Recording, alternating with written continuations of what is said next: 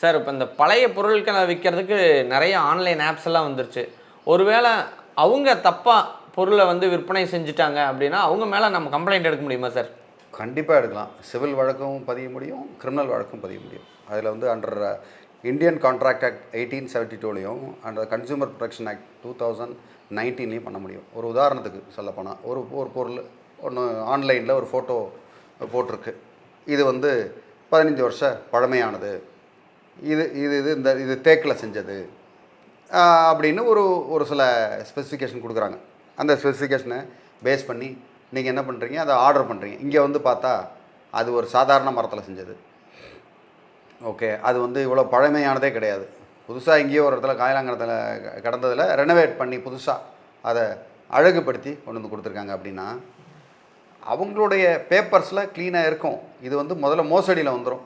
இந்த மாதிரி எனக்கு இந்த பேப்பரை கொடுத்து இந்த மாதிரி ஏமாற்றிட்டாங்க, ஆன்லைனில் ஏமாற்றிட்டாங்க அப்படின்னு சொல்லி நீங்கள் சைபர் கம்ப்ளைண்ட்டும் கொடுக்க முடியும், கன்சூமர் கம்ப்ளைண்ட்டும் கொடுக்க முடியும்.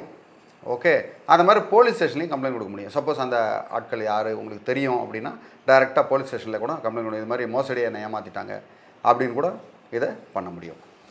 சார் இதுக்கு வந்து சட்ட ரீதியான தண்டனைகள் என்னென்ன சார் கிடைக்கும்? தண்டனைகள் அப்படின்னு பார்த்தீங்கன்னா மோசடி தான். நீங்கள் வந்து மோசடி சீட்டிங் அப்படின்னா அந்த BNS 318 வர்றது, அது வந்து 2 வருஷத்துலேருந்து 7 வருஷம் வரைக்கும் தண்டனை இருக்குது.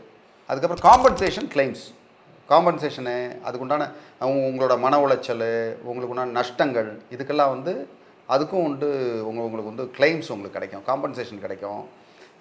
இது தவிர்த்து உங்களுக்கு வந்து மன உளைச்சலுக்கு உண்டான கிளைம்ஸும் கிடைக்கும். அந்த பொருளுக்கு உண்டான நஷ்டம் மட்டும் இல்லாமல் மன உளைச்சலுக்கு உண்டான இதுவும் வந்து கிடைக்கிறதுக்கு உண்டான வாய்ப்பு இருக்குது. கன்சூமர் கோர்ட்டில், கன்சூமர் ஃபோரமில், கன்சூமர் ப்ரொடெக்ஷன் ஆக்டில் நீங்கள் வந்து வாங்கிக்கலாம். அதுக்கு சார் இப்போ நிறையா பழைய ஆப்லாம் பார்த்தோம் அப்படின்னா ஆப் வந்து ஒருத்தர் மெயின்டைன் பண்ணுவார், டேரெக்டாக ஒரு யூசர் வந்து ஒரு போஸ்ட் போட்டிருப்பார். இப்போ யூசரே தப்பாக போஸ்ட் போட்டிருந்தா நம்ம ஆப் மேலே கம்ப்ளைண்ட் எடுக்க முடியுமா, இல்லை யூசர் மேலே கம்ப்ளைண்ட் எடுக்க முடியுமா? இதில் வந்து ஒரு சில ஆப் வந்து எங்களுக்கும் அதுக்கு சம்மந்தம் இல்லை, நீங்கள் வந்து அவங்கள பார்த்து உறுதிப்படுத்திக்கணும் அப்படின்வாங்க. நீங்கள் ஆப்புக்கு டைரெக்டாக பணம் அனுப்பிச்சிருந்தீங்கன்னா, ஆப்புக்கு அந்த பர்டிகுலர் அந்த ஆப்புக்கு பணம் அனுப்பிச்சிருந்தீங்கன்னா அந்த ஆப்பும் ஒன் ஆஃப் த பார்ட்டியாக வருவாங்க. அந்த ஆப்பை வந்து நீங்கள் சப்ஸ்கிரைப் பண்ணியிருக்கீங்க, பணம் வந்து டைரெக்டாக பார்ட்டிக்கு தான் அனுப்பியிருக்கீங்க அப்படின்னா நீங்கள் பார்ட்டியை தான் நம்புறீங்கன்னு அர்த்தம். ஸோ அந்த இடத்துல ஆப் வராது. ஸோ இதுக்கு ரெண்டுத்துக்கு வித்தியாசம் பார்த்துங்க. ஆப்புக்கு பணம் அனுப்பிச்சா அவன் ஒன் ஆஃப் த பார்ட்டியாக வருவான். ஆப்புக்கு பணம் அனுப்பாமல் சம்மந்தப்பட்ட பார்ட்டிக்கு மட்டும் நீங்கள் பணம் அனுப்பிச்சிங்கன்னா அந்த பார்ட்டி மட்டும்தான் அக்யூஸ்ட் ஆகுறாங்க, ரெஸ்பாண்டண்ட் ஆகுறாங்க. மேலும் இதில் வேறு ஏதாவது உங்களுக்கு சந்தேகங்கள் இருந்தாலோ, நீங்கள் வந்து எண்ட் யூஸராக இருந்தாலும் சரி, இல்லைனா நீங்கள் அந்த ஆப்பில் நீங்கள் வந்து ஒரு விற்பனையாளராக இருந்தாலும் சரி, ஏன்னா ஒரு சில நேரங்களில் விற்பனையாளருக்கு கூட சோதனைகள் வரும். நீங்கள் நல்ல பொருளாகவே கொடுத்துருப்பீங்க, அந்த இடத்துல உங்களுக்கு ஏதாவது பிரச்சனை வந்தாலும் தாராளமாக எங்களை அணுகலாம். உங்களுக்கு ஹெல்ப் பண்ணுறது தயாராக இருக்கோம். நன்றி, வணக்கம்.